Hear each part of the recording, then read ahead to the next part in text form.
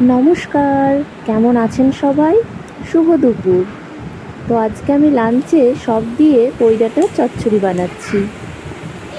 বিয়ের আগে মা যখন এই সবজিটা বানাতো খুব রেগে যেতাম, একদম খেতে চাইতাম না। কিন্তু বিয়ের পর এখন এই রকম সবজি খেতেই বেশি ভালো লাগে। আমার মতো কার কার এরকম সবজি খেতে বেশি ভালো লাগে অবশ্যই জানাবেন। আর রান্নাটা কেমন লাগলো অবশ্যই কমেন্ট করবেন।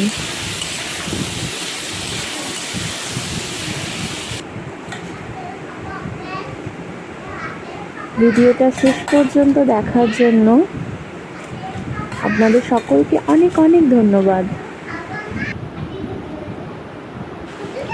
তো আমার এখানে চচ্চড়ি রান্না কমপ্লিট।